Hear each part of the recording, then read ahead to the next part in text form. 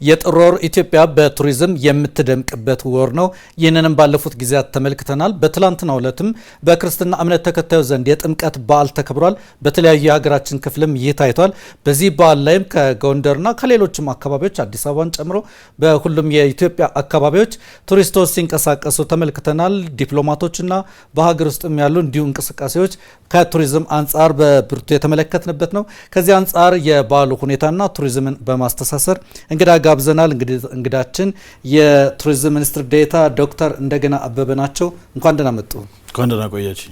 በትላንትናው ዕለት በዓሉ ሲከበር በቱሪዝም በኩል ልዩ ስፋት ያለው ሁኔታን ተመልክተናል።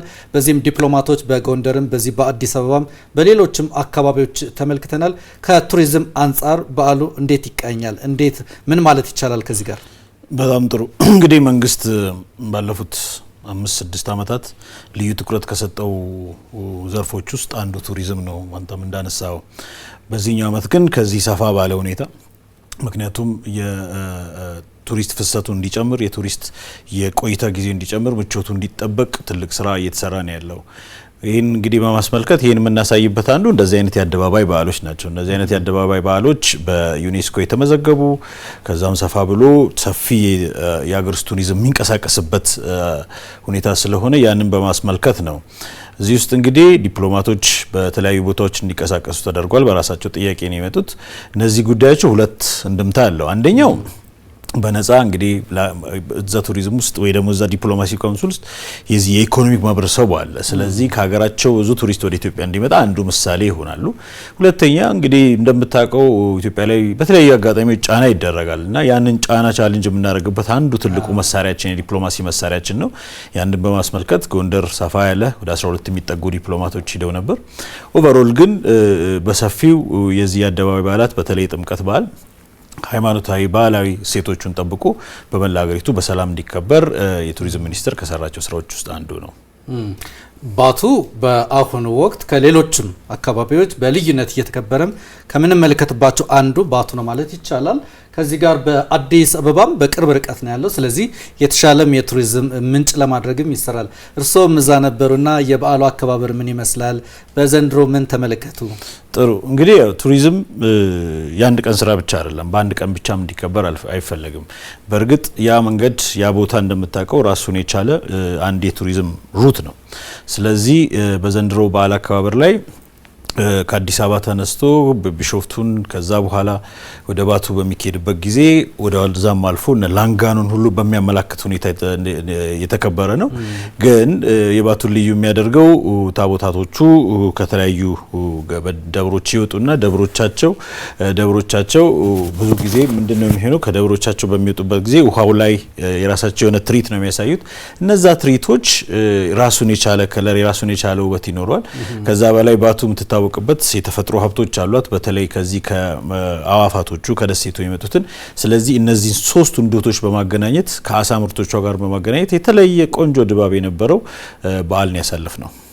ከነዚህ ሌሎች ተጨማሪ አካባቢዎችንም እንዲሁ መመልከት ይቻላል። በባህር ዳር በጣና ሐይቅ፣ በሐዋሳ በሐዋሳ ሐይቅ፣ በጋምቤላም እንዲሁ ሐይቆች ባሉባቸው አካባቢዎች ሃይማኖታዊ ስርዓቱን ከመጠበቁም ባሻገር ለአይን ለቱሪዝምም በሚስብ መልኩ እየተከበረ ተመልክተናል። ይህ በዩኔስኮ ለተመዘገበው የማይዳሰስ ቅርስ የጥምቀት በዓልን ከቱሪዝም ጋር ከማስፋት አንጻር ተጨማሪ መዳረሻዎች ሊሆኑ ይችላሉ። አዎ ምን መሰለ፣ አንደኛው ትልቁ ነገር እንግዲህ በመደመር መንግስት ውስጥ አንዱ ሰፋ ተደርጎ የታየው ምንድነው? አካባቢዎች ምን አይነት ጸጋ አላቸው ነው።